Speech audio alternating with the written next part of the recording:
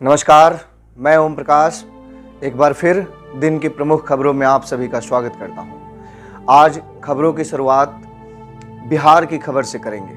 बिहार में सत्तारूढ़ पार्टी जदयू के राष्ट्रीय अध्यक्ष ललन सिंह ने प्रधानमंत्री नरेंद्र मोदी की जाति को लेकर जो आपत्तिजनक टिप्पणी की है उस पर विवाद थमने का नाम नहीं ले रहा है। पार्टी सांसद रविशंकर प्रसाद ने ललन सिंह के बयान पर सवाल खड़े किए हैं और कहा है कि वह एक सांसद हैं और एक राष्ट्रीय पार्टी के अध्यक्ष हैं। बावजूद इसके उनका इस तरह का बयान उनकी राजनीतिक समझ पर सवाल खड़ा करने वाला है। इसे लेकर ललन सिंह ने शनिवार को सफाई दी है। उन्होंने कहा है कि उन्होंने प्रधानमंत्री की जाति को लेकर कोई भी अपशब्द नहीं कहा है। ललन सिंह ने कहा कि उनके शब्दों में कहीं ऐसा वाक्य या ऐसा शब्द नहीं है जो विवादित हो या गाली की श्रेणी में आता। दरअसल ललन सिंह ने प्रधानमंत्री की जाति को लेकर टिप्पणी की थी। उन्होंने कहा था कि पीएम नरेंद्र मोदी खुद को अति पिछड़ा वर्ग से बताते हैं, जो पूरी तरह से फर्जी है। उन्होंने कहा कि गुजरात में कोई भी अति पिछड़ा वर्ग का नहीं रहता। गुजरात का मुख्यमंत्री बनने के बाद नरेंद्र मोदी ने अपनी जाति को अति पिछड़ा श्रेणी में शामिल कर दिया था। इसे लेकर देश भर से टिप्पणी आने लगी थी। ललन सिंह की समझ पर सवाल खड़े हो रहे थे। एक राजनीतिक पार्टी के अध्यक्ष होने के नाते, वह भी उस पार्टी की जो राज्य में सरकार में है, जिसके साथ लंबे समय तक जदयू शासन चलाती रही है। नरेंद्र मोदी के नेतृत्व को जदयू स्वीकार कर चुकी है और उनके नीचे काम कर चुकी है। उनसे अलग होने के बाद ललन सिंह का इस तरह का बयान अपने आप में सवालों के घेरे में है और निश्चित तौर पर उनकी राजनीतिक समझ पर सवाल है। इधर ललन सिंह के इस बयान के बीच पटना में उनके बेहद खास एक कॉन्ट्रैक्टर या यूं कहें कि प्रॉपर्टी डीलर के घर पिछले 2 दिनों से इनकम टैक्स की रेड हो रही है।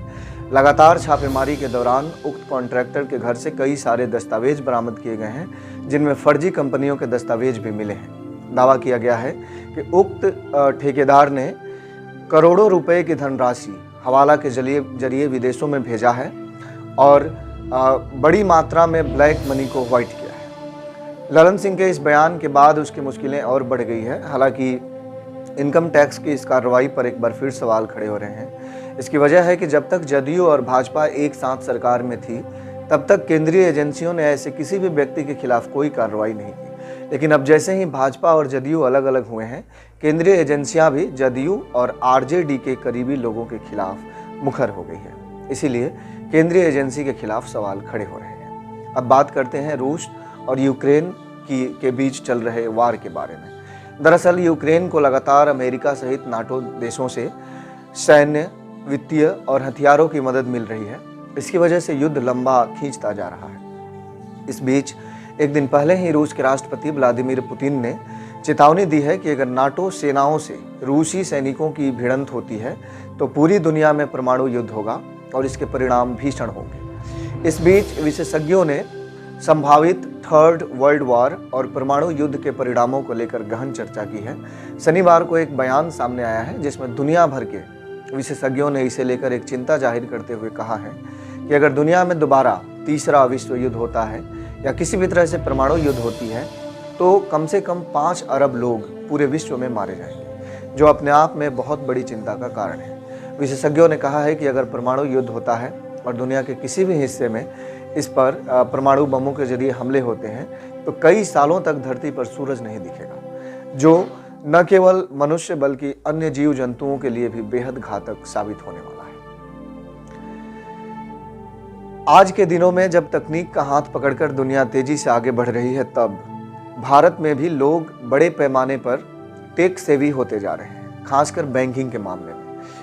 एक आंकड़ा बताता है कि इस देश में 65 करोड़ लोग ऐसे हैं जो स्मार्टफोन का इस्तेमाल करते हैं और वित्तीय लेन देन के लिए भी फ़ोन पे, गूगल पे जैसी यूपीआई आधारित बैंकिंग सेवाओं का इस्तेमाल करते हैं। अब एसबीआई की ओर से एक प्रेस रिलीज जारी किया गया है जिसमें ठगों द्वारा किस तरह से यूपीआई प्लेटफॉर्म का या एसबीआई के नाम का इस्तेमाल किया गया है, इस बारे में सतर्क किया गया है।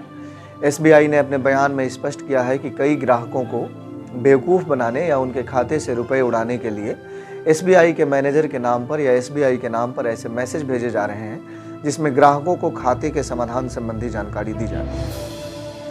ऐसे में लोग उस मैसेज में मौजूदा लिंक को क्लिक करते हैं जिसमें मौजूद मैलवेयर या वायरस के जरिए उनका अकाउंट हैक हो जाता है और लाखों रुपए गायब हो जाते हैं। इसीलिए एसबीआई ने सावधान किया है कि अगर आपके पास भी ऐसा कोई मैसेज आता है तो आप किसी भी लिंक पर क्लिक ना करें।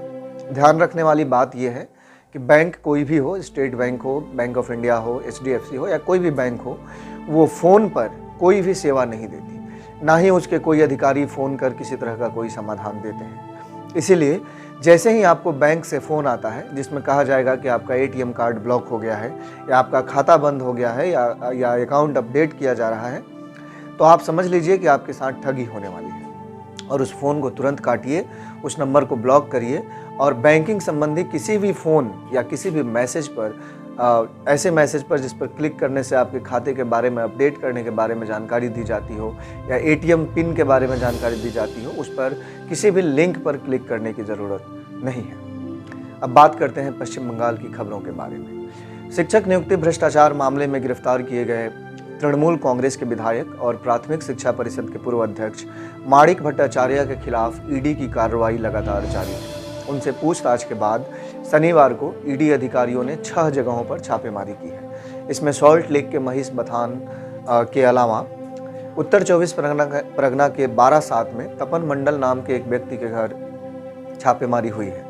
सॉल्ट लेक के महिष बथान के जिस इमारत में छापेमारी हुई है वहाँ टीचर्स ट्रेनिंग इंस्टीट्यूट चलता था। यह माणिक भट्टाचार्य के बेहद करीबी व्यक्ति का था और यहाँ से बड़े पैमाने पर ऐसे दस्तावेज बरामद हुए हैं जिनमें उन लोगों के नाम अंकित है जिन्हें गैर कानूनी तरीके से शिक्षक की नौकरी मिली है। जाहिर सी बात है, टीचर ट्रेनिंग इंस्टीट्यूट के नाम पर चल रहे इस दफ्तर के जरिए शिक्षकों की नियुक्ति में धांधली होती थी और इसका सीधा संबंध पूर्व शिक्षा मंत्री पार्थ चटर्जी से भी है। चटर्जी फिलहाल प्रेसिडेंसी सेंट्रल जेल में बंद हैं और उनकी गिरफ्तारी के 50 दिनों बाद माणिक भट्टाचार्य की गिरफ्तारी हुई थी। माणिक से लगातार हो रही पूछताछ में कई चौंकाने वाले राज खुले हैं। पता चला है कि राज्य का शिक्षक नियुक्ति भ्रष्टाचार न केवल बंगाल बल्कि भारत और विश्व के सबसे बड़े भ्रष्टाचारों में से एक होने जा रहा है। 58,000 ऐसे लोगों की सूची बनी है जिन्हें गैर कानूनी तरीके से नियुक्त किया गया है और 520 ऐसे निजी बीएड कॉलेजों की सूची बनाई गई है जिनके जरिए उन लोगों की लिस्ट माणिक भट्टाचार्य और अन्य भ्रष्ट लोगों के पास भेजे जाते थे जिन्हें गैर कानूनी तरीके से शिक्षक की नौकरी मिली है। अब राज्य में दीपावली की भी तैयारियां शुरू हो गई है।